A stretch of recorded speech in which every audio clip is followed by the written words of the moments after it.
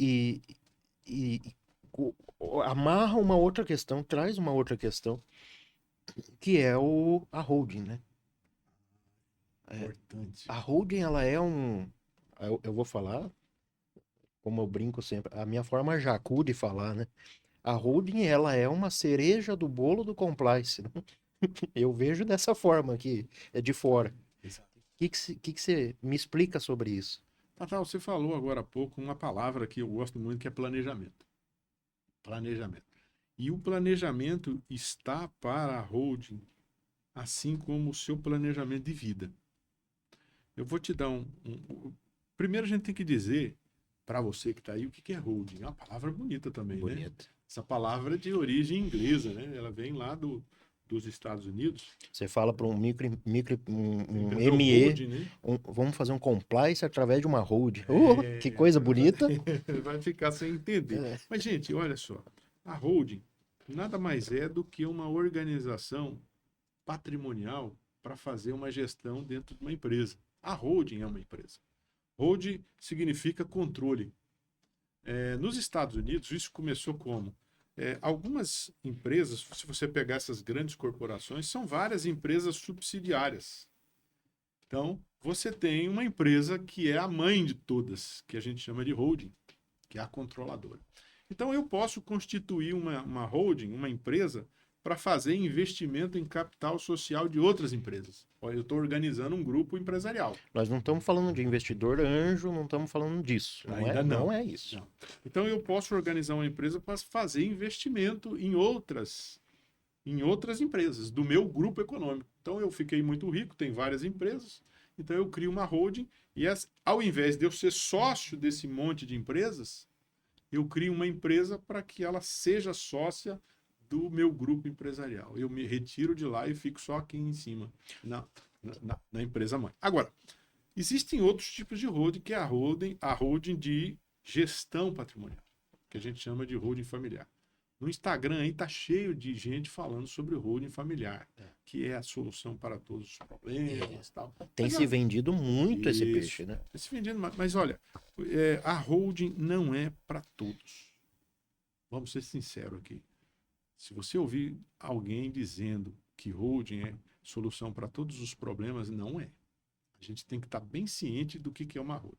A holding é para quem tem patrimônio. E não é aquela casa onde eu moro. Ah, eu tenho a casa, doutor, eu quero fazer uma holding, quero constituir uma holding. Não faça. Melhor você não fazer. Porque aí seria burrice. Imagina eu pegar a minha casa onde eu moro, meu bem de família, e transferir para uma empresa. Eu perdi, Eu, como pessoa física, não tenho mais nada. eu não tenho mais nada, mas eu perdi uma proteção que a lei me dá, que é o bem de família. Se eu ficar devendo para alguém, ninguém pode tomar minha casa. Eu entendi. E aí, quando você transfere isso para uma empresa, o que o juiz vai entender? Você colocou pro jogo. Você colocou para o jogo. Você colocou como capital social, aquilo um dia pode ser, sim, penhorado. As suas cotas podem ser penhoradas e, concomitantemente, atingir o seu bem. É mais difícil. Olha aí. Mas a hold é para quem tem um patrimônio vasto, um grande patrimônio. Aí, o que você faz? A, a, os estados estão prestes a aumentar o imposto sobre transmissão causa-mortes e de doação. Uhum. O famoso imposto sobre herança. Exatamente, que está em discussão agora. Não dá para a gente falar de hold se a gente não falar em ITCMD. Então, eu vou falar aqui sobre ITCMD, depois a gente vai voltar na hold. Então, o que está acontecendo? Hoje, como que é a legislação? Alguns estados tributam de 0 a 8%. Alguns menor, cada estado hoje tem a atribuição para criar leis específicas sobre ITCMD. Mas com a reforma tributária que está acontecendo, os estados querem aprovar alíquotas de até 20 ou até maiores para esse patrimônio. Então, aquelas pessoas que têm pouco patrimônio, se elas vierem a faltar, o que os herdeiros têm que fazer? Abrir inventário, eles vão pagar ITCMD até 8%. Mas no estado do Mato Grosso, nós temos uma zona de isenção grande também. Então, quanto maior o número de herdeiros, mais provável será que essa herança recebida por eles, vai estar dentro da isenção. Só que, veja bem, quando o patrimônio é grande, aí eu já fujo da isenção, que pode chegar à alíquota máxima. Então, o que se é recomendável fazer, Tatal? Se eu hoje já realizei todas as meus objetivos como pessoa, patrimonial, adquiri vasto patrimônio, e eu quero organizar o meu patrimônio para quando eu faltar, por exemplo, ele seja passado para os meus descendentes, os meus herdeiros, de uma forma totalmente tranquila, sem solavanco e sem o pagamento muito desses tributos que pode abocanhar. Vou dizer só honorários advocatícios é 20% do patrimônio. Não estou falando de tributo, não. Só honorários advocatícios.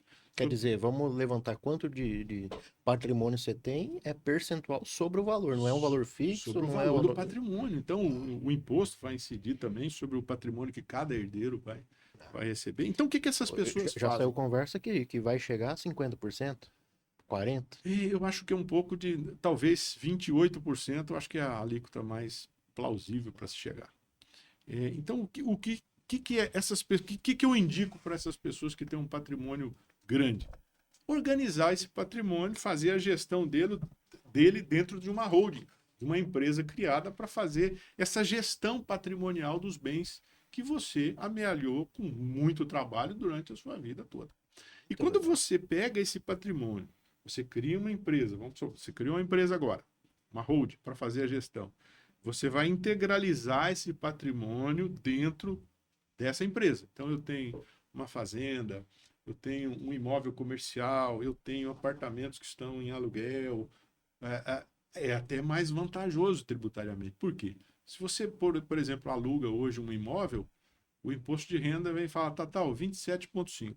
Dependendo sobre o valor do seu aluguel. Dependendo do valor do aluguel, o seu pode chegar à alíquota máxima.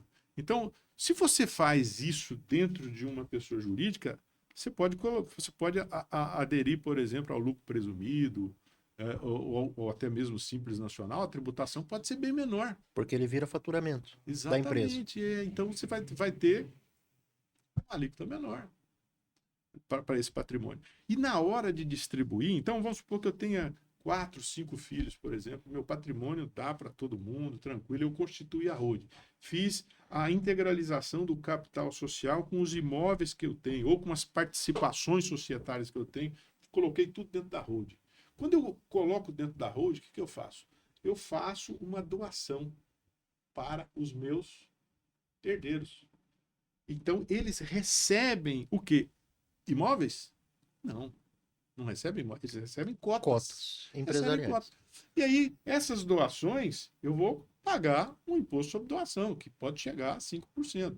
Ok, uma tributação bem atrativa para esse tipo de coisa. E quando eu faço essa doação, eu faço com reserva de usufruto.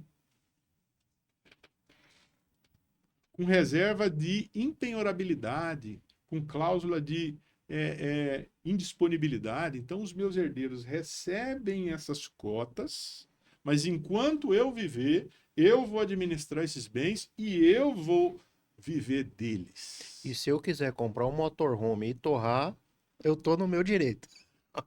Enquanto eu viver, não. Você percebe?